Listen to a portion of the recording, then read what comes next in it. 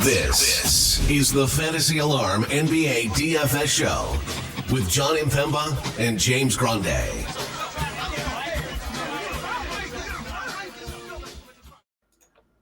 What's going on, everybody? Jon Impemba here with James Grande. Welcome to the Fantasy Alarm NBA DFS Playbook Preview Show. It is Thanksgiving night. James and I are here recording for the 8-game Friday slate. James, it is Listener League Friday. We'll have the link for the Listener League in the description and in the playbook here for Friday's main slate. 8 games coming out of the Turkey Day. How are we feeling, man? It's an interesting slate. Some big totals involving teams that have been involved in some massive game environments and point and just everything involved lately. So should be another good slate. A lot of star power on the slate. Jokic, Giannis, Halliburton, De'Aaron Fox, Anthony Edwards. So a lot of fun heading into this Friday after evening slate. I know there's a couple afternoon games as well. Yeah. We'll have some full day Friday, Black Friday here. Maybe we'll see some discounted contests over on DraftKings as well for this main slate. Be on the lookout for that for sure. Let's just jump into it. Top game totals that we discussed here to get Detroit, Indy. We know the Pacers have been playing at ridiculous totals of late. They have not disappointed the last couple of games. Obviously, the Atlanta Pacers game went for over 300 fantasy points. Now we have 300 points. Now we have Detroit and Indiana here with a very nice total, one that's going to have a lot of eyes on this matchup. Yeah, I mean, 249.5 implied points. The only thing is Detroit's been so bad that Indiana's 8.5-point favorites. I don't know if Detroit just makes shots, they can stay competitive in this game because Indiana's not looking to defend anybody. They're just looking to outscore you. So maybe Detroit's a little better with Jalen Duren officially off the injury report. So, 249.5 points implied in that game. Clear biggest number on the board. I mean, 246.5 is no slouch in Washington, Milwaukee. But that game, John, 13.5-point spread. San Antonio, Golden State, not bad. 233.5. 10.5-point spread with San Antonio on the road. Popovich can't yell at anybody in that crowd. Those are the only really notable totals. I guess 230.5, depending on where you're looking. Sacramento, Minnesota, 3.5-point spread. Yeah, and that one's nice because again, the other games, the large spreads as we talked about, but then we have 217 total Chicago, Toronto, 211 total Miami, New York, 216 total Denver, Houston. So not nearly the game totals as the other ones. The other ones all have 10+ point spreads basically. So you got to sort of manage either below expectations or play some games that aren't expected to score as many points. So we'll see how we break it all down. Again, we got the 8 games here at the point guard position. We have Halliburton now up to 11K, deservingly so. Guys giving you 60, 75, 19 and 25 minutes against Orlando, then 78 and 65 the last 2 games against Atlanta and Toronto. You're seeing those game totals here for the Pacers as well. 263 points last time out. The 309-pointer against Atlanta. Philly went out there and gave you a 160 or 158. And then the game before that, they gave you 163 or 263 rather. So some ridiculous high totals in these Pacer games here, just resulting in a lot of fantasy points between these games. Yeah, and it makes you wonder. People weren't really playing him. Like in that Atlanta game, he was severely underowned for what that game environment was. Yeah. What are people going to do about a guy who's now 11K that we're not used to seeing at this price? I'd be interested to see the first run of ownership tomorrow morning to see if people are going to get to Halliburton. I love him in this spot. I have no problem getting there because of what we've seen. I mean, in all of the last 4 games in which he's played a full complement of minutes, it's been 60+ fantasy points. So he's still getting us. There's still a ceiling at 11K. Yep, I agree with you there for sure. How do you approach the rest of this point guard position? I mean, Dame Lillard against Washington, we saw what these teams were able to do in their last meeting. Ended up being a big blowout for Milwaukee. We know Giannis had a ceiling game here. Steph against San Antonio, De'Aaron Fox against Minnesota in a tough spot. I mean, it's not the best position. Like Fox is now priced appropriately. I mean, we've been saying he should be around 10K. Here we are. And he's coming off back-to-back, like, pretty poor outings. Obviously, he has a ceiling, but not the easiest spot. You can get to Fox in tournaments. I just really am not getting to Steph Curry at this point, and I don't think that's going to change anytime soon while he's still priced the way he has been, especially with a non-Scott Foster official game. Chris Paul's going to be back and taking all the peripheral stats. So 9,700 just feels a little too rich for me. And you can get to Lillard in tournaments. He's been really good. 27 plus points in 4 of his last 5 games, 44 plus fantasy points in 4 of the last 5. And was a 70-point ceiling mixed in there. So if you want to get to Dame, it's more of a tournament play, but I'd be okay if that's where you settle. If that game stays competitive, I mean, there's a chance to like 260, 270 points like we saw the first time. Yeah, and in that game, I mean, he had 39 fantasy points in the 33 minutes there, so certainly didn't pay off the tag, but we know what could be for a ceiling here. Right. Mid-tier plays, again, not great necessarily for game totals. You do have James Harden against the Pelicans here. Again, another strong performance for him. You've been touting him since Westbrook went back to the bench. Are you willing to play the $8,100 Harden here against the Pelicans? Yeah, I don't hate it. We didn't mention like this game in terms of Vegas because it's 224, but it's a solid game environment. New Orleans is 7th in pace. The Clippers are 20th. Like it's a pretty solid pace up spot for the Clippers. So I don't hate it. I mean, they just look a lot better with this lineup. It just is what it is. I think we both realized that that's probably what was going to happen. Now 3 straight wins with this starting lineup. Now 2 against the Spurs, sure. But this is a good test against the Pelicans. He will see Jose Alvarado defense, I'm sure, at times. But he also won't see Herb. Like Herb's going to have his hands full with PG and Kawhi. So 12 free throws. We talked about this a couple slates ago. When Harden, even when he's not 8 for 11 efficient, he can be 3 for 7 because he is elite at getting to the foul line. Like he is one of those guys that has always been like that. So I have no problem getting back to James Harden at 8,100. Cade at point guard only here. 49 fantasy points last time out against Denver. I don't think many people saw that game coming. Granted, that was the one where Joker got ejected. Mm-hmm.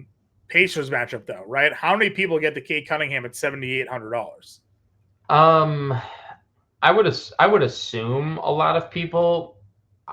My guess is people also could just say like, well, I could play Cade at 79, but I also could just play $5,100 Jaden Ivey point guard shooting guard, right? Who was also a top prospect for this team. So like I like Cade. I definitely don't like the fact that he lost the shooting guard eligibility. That kind of stinks a little bit. Because why does Jaden Ivey have point guard, shooting guard if Cade's going to only have point guard? I feel like that doesn't make a whole lot of sense because they're both starting.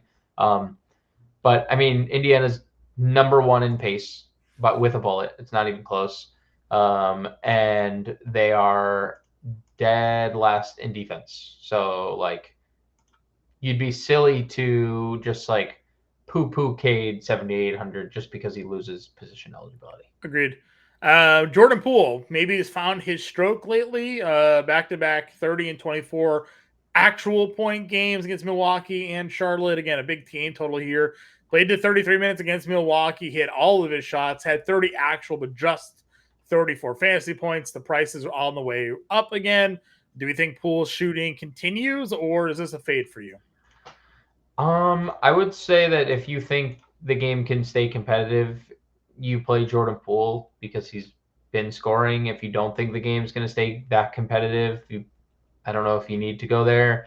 So Milwaukee's interior defense has definitely been better. Their guards still just can't defend anything. Yeah. So if I were to get exposure to Washington, it's probably going to come from the guards here. So sure. I'm okay with Poole in tournaments, but not a core play by any stretch for me. Yeah, I mean, we'll talk about Brook Lopez in a moment, but you called him out on the Wednesday show, rather, as a guy we should be paying attention to, and he had himself a pretty big game there.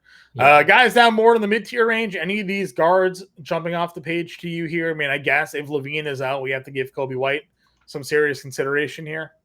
Yeah, he didn't have, like, big numbers going into that game without Levine on the floor, but, he did have just a ceiling shooting night, 7 for 12 from 3. Like, I don't expect that again, but He's made 4+3s in 3 straight games, Colby White has. So if that's something that can continue, 42% from 3, I don't think it will, but if it does, there's a ceiling for Colby White. 36 minutes, 34 minutes last 2 games. Those have been nice. So yeah, I mean, Colby White's fine.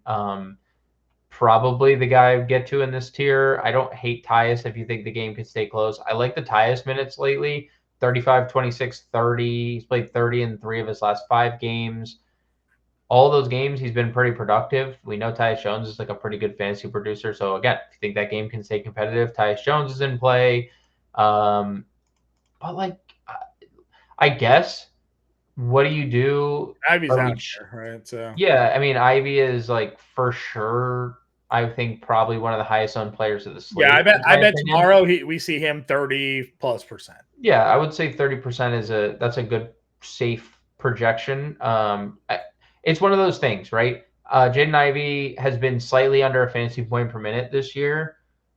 When you're facing like a Pacers team with a massive pace-up spot and the worst defense, like you can safely project him at 1 fantasy point per minute, right? And if he plays 30, you're getting 30 fantasy points at 51. Like that's good. Then $100 less if Bam and Duncan Robinson sit. Are we chasing Kyle Lowry? Do we think that Kyle Lowry could? Not against the Knicks, I don't think. Not really my spot I want to go up against. It's not my favorite spot either. And truthfully, it might be better to just punt Josh Richardson at 41 if you're going to play a Heat point Caleb guard. Martin is 4K. Right. Is Caleb Martin a point guard eligible? No. Okay. No, just speaking more so to like the position. I think he's shooting guard. Okay. Yeah. I was about to say they are really no, but shooting. He's got the goated Elge here, shooting guard, small forward. So true. Well, we'll get to Caleb. Don't you worry, Caleb. I saw the minutes. We saw there's a couple guys we're going to talk about here with minute bumps here, John. But Caruso 48 probably. Yeah, you know. I mean, I play Caruso every slate, and they don't touch his price. So I'm going to keep running Caruso out there because he's going to have a ceiling defense game that's going to pop him for 40. If he just keeps giving you the scoring and the rest of the numbers, if he just stays consistent with this, which he's certainly capable of doing, there's going to be a game where he has like 3 blocks, 3 steals, or like 5 steals, or something like that. Yep. And will pop off for a ceiling of almost near 10x sort of production there. So I like Caruso a lot. Podzinski 23 minutes. Anything in there for you? No, it was a blowout. Okay. Anything else down here for you? Alvarado. So the minutes went from 15 to 19 for Jose Alvarado, 3,700. If he's going to start playing into the 20s with McCollum still out, I mean, it's not the worst idea. Right. He is a. Does he eventually just take over like Daniels or Hawkins and just probably start? Yeah, probably. I mean, Hawkins has already moved to the bench. Daniels saw his minutes really sliced, 28 minutes. Not that 28 is bad, but he was playing. We saw like 41 minutes not too long ago. Hawkins played 20 last game, so you can already see Najee Marshall and Jose Alvarado back, and these guys are already losing time. So right. Anybody else down here for point guard value? No, not that I see. All right, moving on over to the shooting guard position here. Then Paul George, $8,800 just keeps me in the dude. Yep. Certainly go ahead and throw him in there. Edwards 87, Ingram 86. I'd be okay getting to probably any or all of them. Okay. Ingram ran into some random foul trouble last game. Not going to really hold that against him. All right. Vazel came off the bench for San Antonio there at $6,400. Clay's been knocking down some shots. You got Monk at 61 and Herder at 62. Price bumps for them there. How you feeling about the mid-tier range shooting guard? The Sacramento stuff makes no sense. So I'm acting like they don't even exist. Does it make no sense, or are we both to get like De'Aaron Fox ruled out or something? Yeah, I mean that just doesn't make sense unless something. If no news happens, you can just ignore them completely and pretend like they don't exist. Like the Clay thing is interesting, but he's still, even at this price, still like 5x. So I know there was probably potential for more in that Phoenix game if it doesn't get out of hand and Golden State just plays 15 guys. But like, I mean, yeah, like if Buddy Hield starts again, I mean, dude, Neesmith is questionable, Nembhard is questionable. Like if he's starting, he's another one that is in a 250 total and is obviously on the low end of the pace. But like even that was the Toronto game, right? There was 263 points scored in a game where he's on the shorter end of the pace spectrum. Like it doesn't matter if Buddy is shooting the way Buddy is shooting right now. He's like a 7K player. If he's gonna play over 30 minutes and shoot this way, he's a 7K player. Agreed. I do think it's funny he was up over 6K all this time, like really not paying it off. They finally dump him below 6K and they put him in the starting lineup, and he's just knocking down every shot. Yeah, I'm with you there. I agree. I think he's fine. Mathern's still coming off the bench. Hard to really trust that spot for him there. We talked about Ivy already. We talked Caruso. Then we got down, and I mentioned Caleb Martin's down here at 4K. Yeah. 26 minutes. We know the minutes are going to start coming up for him at some point here. If guys are out again, gotta like it. Great. Nothing else. Like great eligibility, great minutes. It just shows you like this guy is a key member of their team, and if he's going to get up to 26 minutes, who's to say he doesn't get the 30 in the next game? Especially if Duncan Robinson were to sit out in this game, you could definitely see another bump to Caleb Martin. Yeah, I really like Martin 4K. I will just circle back. I wanted to ask you about NAW. Not that I love the price because I wish he was still like floating around the 4K number, but it's a good matchup for him. It's a good matchup.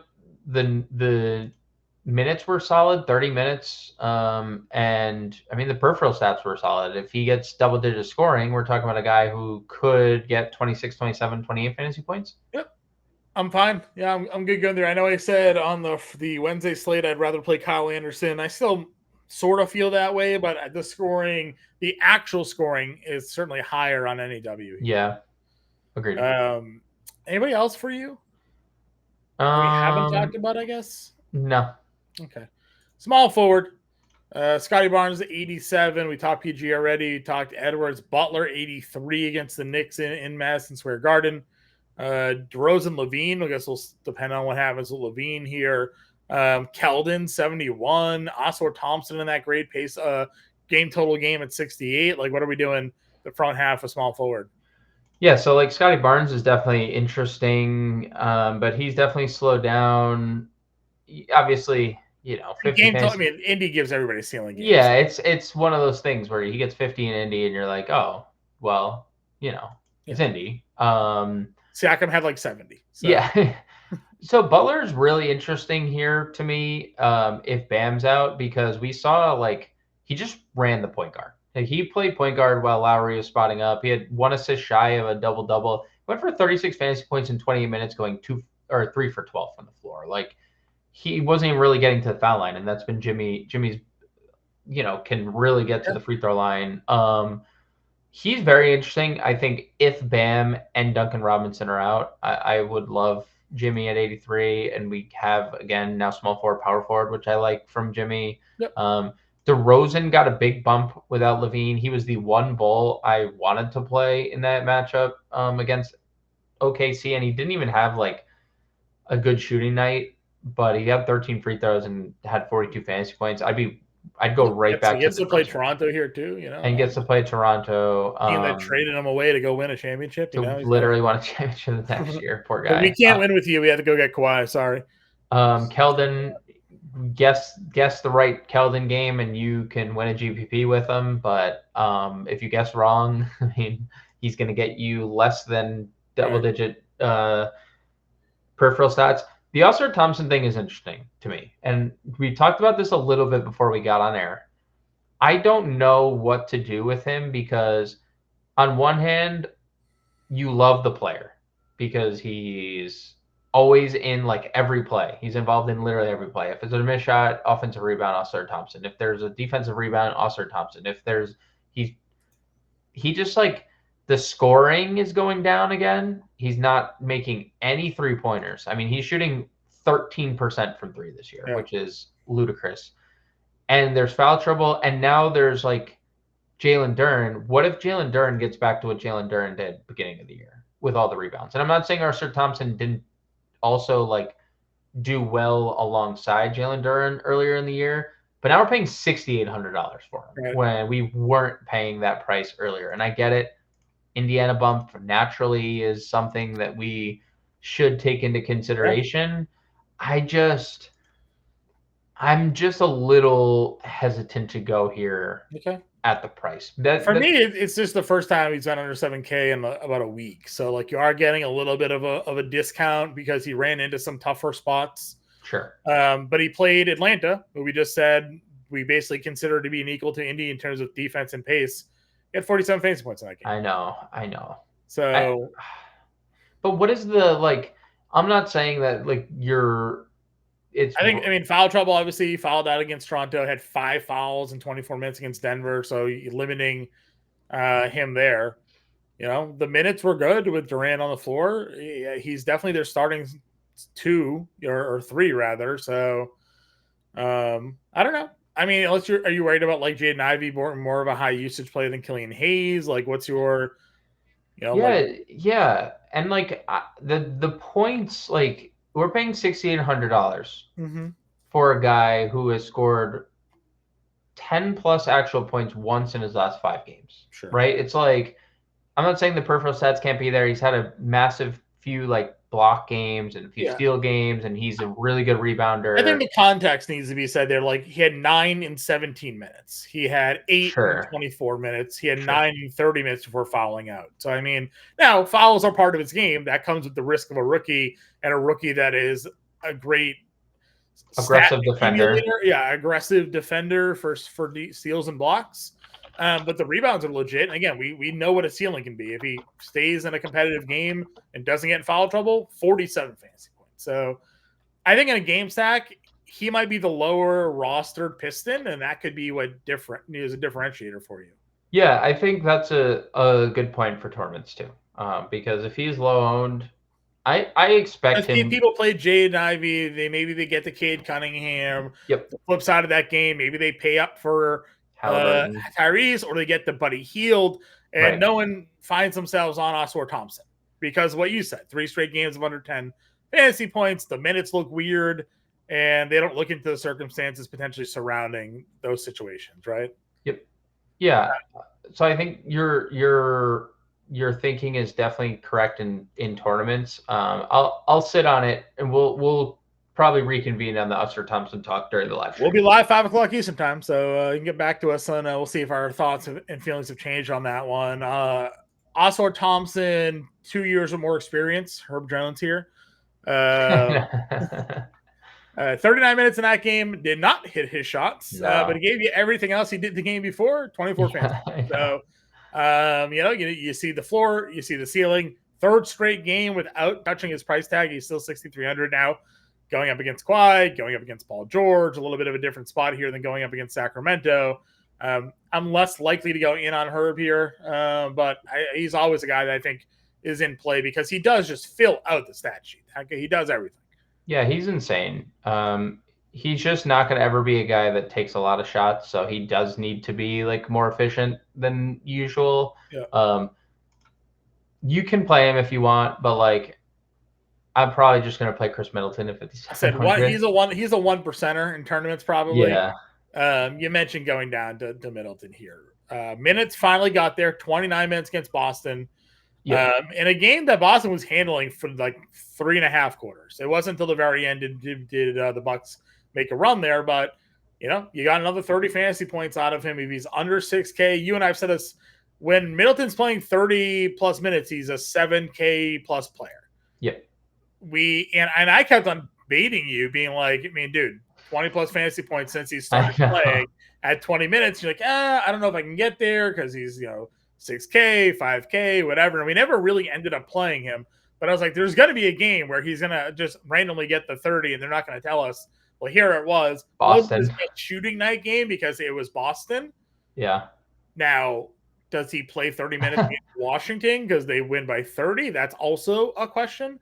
But he also had 34 fantasy points in 23 minutes against the Wizards. So knowing now that we have a potential ceiling of 30 minutes, I think it makes him a much more intriguing play here. And I feel like if you're ramping minutes like this, like you're doing you're in like the middle of like, okay, Chris Middleton's played 12 games. He's in the 12th game of the year. He played 29 minutes. You're going to continue to like ramp. Like I could see a scenario where Milwaukee wins by a lot and you still get like 26, 27 minutes out of Chris Middleton. And during, like, if you asked me, if you were like, all right, we got word that Chris Middleton's playing 26 minutes in Washington or 26 minutes in Boston, I would have been like, hell yeah, 56, 57 is great. This guy is, like you said, a 7K plus player. He's been like a multi-time All-Star. Like he can score. Like this is a insane third option to have that like we've just kind of like, well, Dame and Giannis aren't really working all that well. But hey, guys, by the way, like Chris Middleton is only playing 20 minutes a night. What happens when he's playing 35 a night? Right. Like, it's going to be a different team. If he's playing 30 a night, that's a different team. So there's like a good chance that the next time the Bucks play, he's like $6,600. He should, and he should be, right? He should be. So I'm definitely going to take a shot on some with some Middleton lineups for sure. 100%. No arguments with you with me there at all. Any Bruce Brown revenge game for you? Traded him for a bag of balls to yeah, he probably does not like Detroit very much. The only problem is he hasn't been all that productive and his price is going up. Like it's like the fact that Buddy Hield's now in the starting lineup just makes me hate that. Yeah, not really the spot I want to go to, but yeah, just always like to go back to the fact that they traded him for literally nobody. Nothing. Was it? Did he get traded for Teltovich? Who was the guy that they dealt? Right? Wasn't it somebody? So wasn't it somebody like that from? Yeah, we could look. We can workshop it. It was some nobody on the Nets that I don't even think played for the Pistons after the deal, but. So it was Dezanin Musa. Yeah, exactly. He was the 29th pick in the 2018 draft and a second round pick. Did he ever play? No. I don't know who Dezanin Musa is. Yeah, exactly. I didn't think so. What are we doing with Jaquez here? Dude, I mean, it doesn't matter. Do we know how to pronounce his name correctly? Jaime Jaquez. So that's what I swore it was too, but I also just watched another stream that just called him Jamie Jaquez. So no, it's Jaquez. I thought it was too. I was pretty sure we were correct on that, but also just the laziness of the other show to call him Jamie Jaquez was hilarious to me. So yeah, Jaime Jaquez. Yeah. And if you want to be like official, we could throw in the junior as well. Yeah. I was like, didn't even try to pronounce it other than just how it looked. Yeah, I thought it was funny. Didn't even try. Dude's been balling, man. We've said about it. Spoelstra just knows how to get the most out of these dudes, and I get it. He's a first round pick. This isn't a Gabe Vincent, Max Strus, random like G League player. Like this is a first round pick of theirs. Right. He just knows how to get the most out of the talent that he gets. He does. I mean, $5,300, back-to-back 34 fantasy point games. I mean, that's 6-7x return right there. Minutes would have been well in the 30s had it not been a 30-point blowout. Yep. I can't believe they blew at Cleveland without Bam and Hero by 30 in Cleveland, but they did. Now they get the Knicks here. So I think Jaquez is a pretty strong play here at 53. Yeah, he feels safe no matter what, and it just gets a boost if there's no Duncan Robinson too. Like Duncan Robinson questionable and Bam questionable. Like you could see a scenario because they can go Jaquez at the 4 if they really wanted to. He's a big dude, so they play him everywhere. Yeah, so I like the spot quite a bit. Fine going back to Koulibaly. I know he didn't do much in that Charlotte game. Kind of disappointing. Had the 4 fouls there. 5K prices on the up there, but again, we think he might get some blowout run. High game total on that one. Kyle Anderson, $4,800. Again, a guy I liked the other night. NAW outproduced him, but he got the 28 minutes. You know, he's a guy that more often than not gives you 2+ blocks and steals, gives you more rebounds and assists. You know, again, not a big scorer there, but NAW only took like 6 shot attempts. So, you know, I think any of those guys are probably in play here. Where are you played in flags in the under 5K range? I mean, I'm definitely down to get to some Kyle Anderson. I don't hate the spot. Eason in tournaments only. I don't love the spot, but we know he's a high fantasy point per minute guy. Actually, I don't know. 4,500 feels a little but he has played 19 and 20 minutes in 2 of the last 3, so that's fine. Caleb Martin, you can obviously play at small forward too. I think the Sacramento development is going to be interesting. I mentioned it to you before we got on air. So Chris Duarte started that game that Keegan Murray did not play. Chris Duarte got off to a quick start, hit 2 threes, had like an assist, and I was like, oh boy, 3,700 Chris Duarte, 7.5 fantasy points in like the first 3 minutes of the game. And then he gets 2 fouls. And then he just was in foul trouble the entire night. He had 5 fouls in 20 minutes, never took another shot, never did another thing fantasy-wise. He's going to start, in all likelihood. He's going to start again for no Keegan Murray. If he is starting, I'm fine going back to it. But the caveat, John, and I put it in the Discord on Wednesday, is that Trey Lyles is back. And if you remember, Trey Lyles, I mean, he averaged like 20 minutes a game last year. We've been playing Trey Lyles since he was in Denver. Denver. And we were playing him knowing that he was an 18 to 20 minute a night guy because of how productive he is whenever on the floor. So you don't need and Trey Lyles is what, $3,300. So I hate that he's a center only. That is kind of like gross. Weird to me that he's center only because obviously he's not. I'm checking his FanDuel price tag right now because if he's min price on FanDuel, they gave him, probably like shooting guard, small forward, something stupid. Oh, FanDuel has me locked out of my account. I lied. I can't even tell you. FanDuel has me. FanDuel always asks me to reset my password. It does. It is every time I try to log in there. I'm not even gonna bother. I'll pull it up. I'll pull it up. I can get there. Yeah, let me know what let me know what his price tag is there. Let me go check the. Oh wait, no, can't. Sorry, I'm locked out. Yeah. Trey Lyles is a power forward only 4K. So he's a min price power forward on FanDuel. He is no 3,500 min. Okay, almost a min price power. Almost min price, yeah. That's still a really great spot for both. But that's the caveat I would say for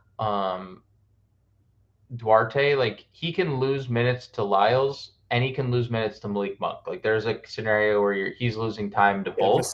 6K Malik Monk. I don't hate getting to like Duarte 3,900 if he's starting. Because I don't like 5 fouls is like if he starts, you kind of have to go there, right? I mean, he fouled out of a game in Golden State where he played 26 minutes earlier this year. He had 4 fouls in a game against Houston. He played 26 minutes. So it seems like Chris Duarte is just like actively out there hacking. And I know he's like guarding, like he's probably, because they've been putting Keegan Murray on the best player. He's probably going to guard Ant here, which isn't great, but if he's 3,900, I would probably go back to the well, but there's obviously this. You hope he's starting Kyle Anderson, right? Like, yes.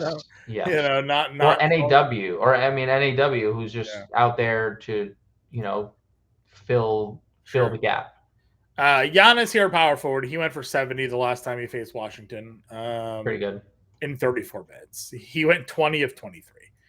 I still maintain that Washington has nobody to defend him. So if you want to play Giannis at 11K, you can't. Before we went live, I made a Halliburton Giannis lineup that you honestly wouldn't hate. So you can get there, believe it or not, with the double spend on this slate. There's enough value. Some guys we'll talk about, and then there's enough like 5K plays on this slate where like you can make it happen. I think I even had Cade in my lineup. So like you can definitely make it work here today to get the double spend if you want. Definitely like Giannis. He's at home here against Washington. Blowout's very real. But as you said, 70 fantasy points in the 34 minutes there last time out. Where else are we taking a peek here? Wemby against Golden State for the first time. Zion, the Clippers. Randall, maybe no Bam. Towns against Sacramento. They're just not touching the Karl-Anthony Towns price tag, $8,400 again here. Siakam in a slow-paced game, but that man is breaking slates right now at $8,200. Yep. So, like, talk to me, man. What are we thinking about the power forward tonight?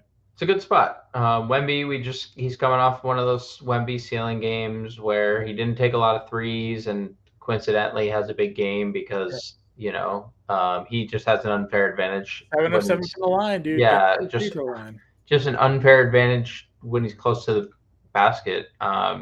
He should.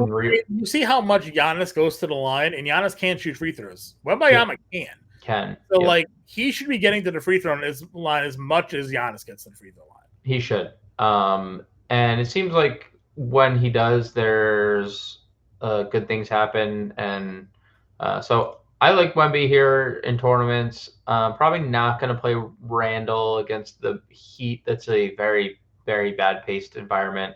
Zion's been fine, 38 plus fantasy points in 4 straight, but we're not getting like any price reduction on Zion. So I think what you said about Towns and Siakam are the spots. Towns 84. He's playing massive minutes. He's been super productive everywhere. He's an elite basketball player at $8,400. And they're fake again. I think last year it felt clunky. This year it does not feel clunky. Towns used to be like a 10K guy, and then they got Gobert, and they were like, he just well, and they just didn't know how to play together. And now it's like Gobert is back to being the best defender in basketball, and they're just like, go score, Karl, and go do whatever, and he is. Siakam's interesting. I will say, for what it's worth, Kuzma has just had some weirdly insane games the last few. One rebound shy of a triple-double last time out, 60 bomb.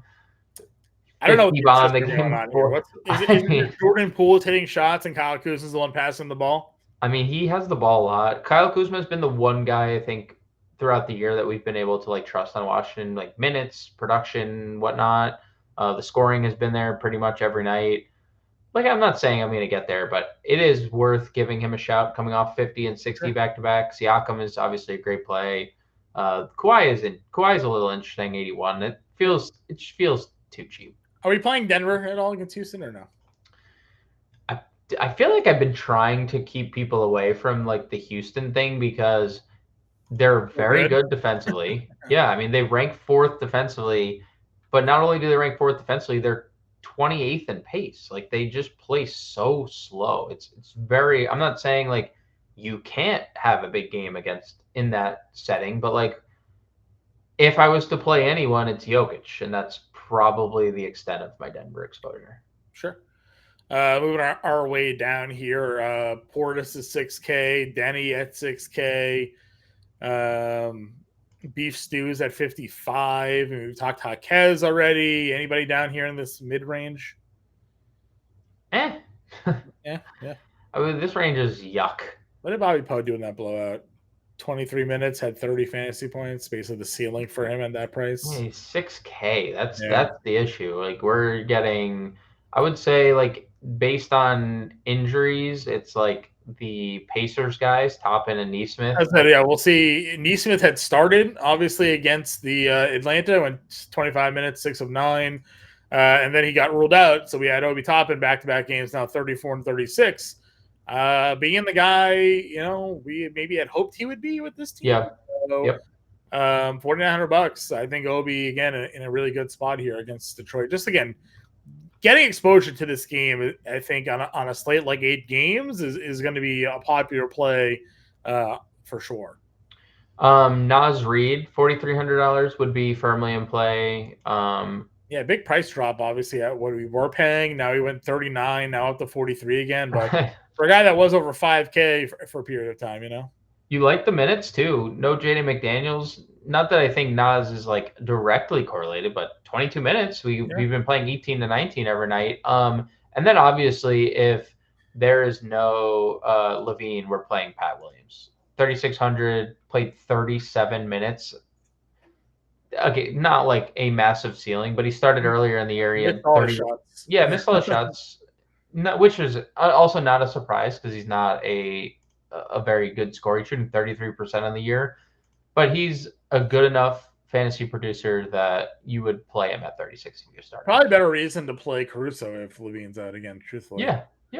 What are we doing? Anything else down here? Nah. Nobody really who got the precious minutes. I saw like Otto Porter played like 10 minutes. Boucher only played like 10 minutes in that game. Like, they just played just played them all game. Like, what did they do? They played the starters just massive minutes. Yeah.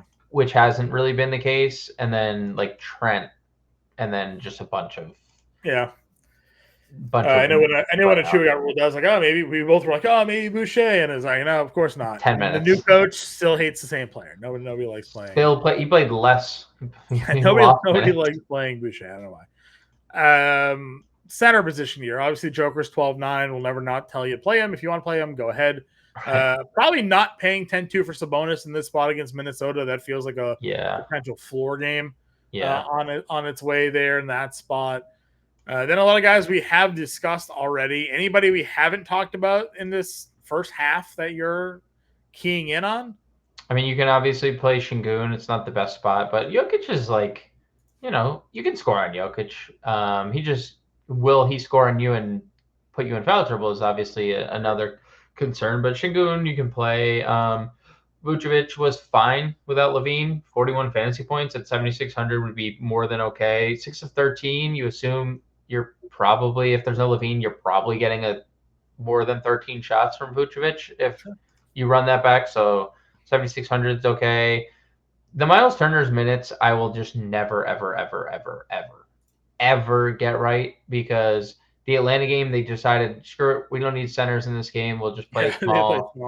Took him off the floor. He was smashing. Toronto, he's having a really good game, 29 minutes. 29 minutes, but then you see games earlier in the year, he plays 37 against Milwaukee. It's like, why? I understand they have a big front court, but I don't know. I guess Turner in tournaments, Gobert has been 68. Dude, he's good. It's just a matter of foul trouble one and another guy that they need to give minutes to. But the Clippers have Zubats, who probably matches his minutes. I feel like you can, and they've actually been giving Tice runs, so maybe we do see a ceiling minutes game out of. I mean, this was a blowout. He played 21, but 34, 30, and 28 the 4 games around it. I actually think he got hurt too in that first Sacramento game. Sure. Or maybe it was the last Sacramento game. There was an injury in one of those 2 games where he left and came back too. So maybe that's also a cause of it. But yeah, I mean, I'm Valanciunas is such a fantasy player. He's the guy we've been like, why aren't they playing him? Why aren't they playing him? And it seems like they might be playing him a little bit. Sure. $6,800 definitely good price. Zach Collins obviously a good price. Jalen Duran not on the injury report. I mean, what version of this guy shows up here? And he's the best player in the NBA by 3 games. He opened the season. You couldn't find a better player. Then got benched, got hurt, got in foul trouble. It was a mess. Yeah, it was a mess. It's a good spot. Yeah, it's good pace. It's just a good spot. If you want to get to Jalen Duran fresh off the injury, by all means. Pirtle's there. I'll just give you the kudos on Brook Lopez, man. I mean, 28-7 here against Boston, 34 minutes. Another big game out of him here. Washington, he had 38 fantasy points and 5 blocks in that game. Yeah. I mean, he's just doing it right now. Mm-hmm. You don't we're not gonna sit here and be like, yes, I expected Brook Lopez to score 28 actual against the Boston Celtics. I did not. I didn't. But you did call him out that he had spoke to Griffin and told him he wanted to be on the floor more and all these things, and the minutes were there like they've been, and the production has since followed with the minutes. So and he has in the game, he has a ceiling scoring game. He has a floor block game because he's been blocking multiple shots every single night, which was part of the course last year too. So the Celtics don't go to the rim. They don't shoot threes. They don't. They do shoot a lot of threes. I'm good getting to Brook. I mean, there's clearly a ceiling there, especially if the scoring is coming around too. Gafford got a price correction. Oh, weird. I wonder if never made any sense that he was $4,200. I mean, dude, we literally said it. I think I asked you the question, if he goes for 40 and you don't have him, you lose. He actually went for 40 and had a ceiling across the board. Yeah, across the board. Probably doesn't have 16 rebounds again. No. But he's been good. I don't know if you want to run it back at 55, but he's been good. He's been weirdly staying out of foul trouble too. And I know I just jinxed it, and I know he's going to get in foul trouble. But even in that game against Milwaukee a few games ago, he didn't get in foul trouble. Why is Zeke Naiji? Here we go. Why is he 48? Why is he 48? What's the deal? He's why the last 3 slates 49, 47, 48 for no reason whatsoever. No reason at all. Jalen Smith played 19 minutes, gave 15 fantasy points. It's probably it, right? I'm not gonna do anything else down here. I'd love to. Love Tice. 15 minutes. What about Tice? Oh yeah. Well, actually, I got a couple things. There's actually a lot of interest. Where's Orlando Robinson at? He's 3K. Yeah. So that was my So here's the thing: Miami, Bam is questionable. Kevin Love is off the injury report. Right. And I guess I am sad that he's off the injury. Not sad. It was a personal reason. I'm happy that he's back for whatever he's back from. We assume Love gets those minutes, right? At least Love had been the backup center. Right. Here's what I would say. I think that if this game is without Bam Adebayo, Kevin Love starts, Thomas Bryant is iced out of the rotation, and Orlando Robinson is the backup center. That would be my guess. Because does that make you play Mitch Robin this game? Possibly. It's not like, but possibly. It's not like the Mitch Rob thing is never going to be like whoever the other person is. He's never going to score more, right? That's never going to be. You just have to like guess when Mitch Robinson's going to like not get in foul trouble and get double-digit rebounds and block multiple shots. Love is a very passive defender. He is a very passive defender. He's also a very good offensive player still in terms of fantasy points per minute. I mean, he's 16 minutes per game this year, 19 fantasy points per game. So, like, if Kevin Love were starting, I would have a lot of interest there. But I'm telling you, I think Thomas Bryant would be fully out of the rotation because he was. Right? Like Kevin Love's been it's been Bam and then Love. That's been their center rotation. So I think Robinson would be the backup center, and I would. Daniel Tice here. Yeah, I mean, Daniel Tice is 20 minutes the last 2 games since he's been in their rotation. I mean, he got signed. What was his first game? Was that his first game with them? Yeah, the 17th was his first game. So he played 10 minutes in his debut. Got his feet wet, and then 21 and 20 minutes the next 2 games against San Antonio, and gave you a ceiling rebounding game and a ceiling scoring game. Not even stretching the floor, but I mean, double-digit shot attempts too. I know, it's crazy. It's crazy. And Valanciunas is a big body. Like he's playing against Valanciunas Nance on the other side of this game. Like there is a case to be made because Zubats doesn't play 30 minutes, right? Like Zubats plays, it's like a 28-20 split, which I can see. We used to always play the backup center with the Clippers. Montrezl Harrell, Hartenstein, even when he was with them. Like, we used to roll those guys out. Plumlee, like, we had no problem playing the backup centers with the Clippers all the time. He has a low floor. We'll 100% agree on that. But, I mean, we've also played Daniel Tice. I mean, he's not a scrub. The guy's been in the league for a while now and has been a guy that can produce. So, dude, look at the last 2 games. If you want to, he's cheaper than he was. He's cheaper than he was last game. By the way, Daniel Tice was once the defensive player of the year in the European League. So, also, we'll say Trey Lyles is also again just have to mention it. 3,300 center only for one reason or another. Yep. I just cannot see him being ever center only. I agree. Well, again, he's also doesn't play center, so don't think like he's backing up Sabonis. He's not. It's like I just don't understand. He doesn't really play that position. So. All right, let's build. Where are we starting? Going Caleb Martin, Middleton, Jaden Ivey. Like, just get the value out of the way early. Sure. Ivey, Martin. I feel like we were pretty confidently. Do you think these are like when we wake up in the morning, like these are like 4 of the top 10 highest on plays of the slate, probably? Yeah. Right? Like they're gonna be all like pretty highly rostered. I see a scenario where they're all like getting rostered. No, I'm not saying it's a bad thing. I'm just saying I feel like we've pinpointed the value like pretty early. Yeah, I would agree with you there. All right, what's our spend here? Let's go with either Halliburton or Jokic. All right, Halliburton. Let's go Halliburton. He's been. You could put. I would say move Buddy to forward and just put Halliburton in the guard. Yeah.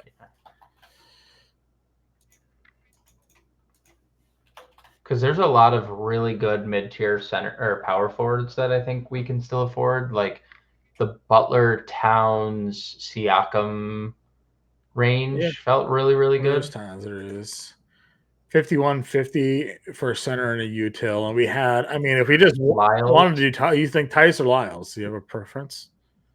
Either. I mean, go Tice. That gives us a $6,700 util. If we wanted, and then that means if you wanted Lyles, just for context, you have 7K. Right. So like you could build with either of those. Not that it matters unless you want. Lyles gets us Oscar Thompson if we want to just get more exposure to that game. So just an example on it for everybody. Gives you $200 left over. Yeah, Ivy, Martin, Middleton, Towns, Lyles, Halliburton, Heald, and Oscar Thompson. Again, you can move some guys around to get there if you want. Any final thoughts here for the people at home, James? No, we'll be back at 5 p.m. Eastern, and we'll be in the Discord all day answering any and all of your questions. Check out the link for the Listener League. Everybody get in the Discord. We'll be back at 5. Talk to you then.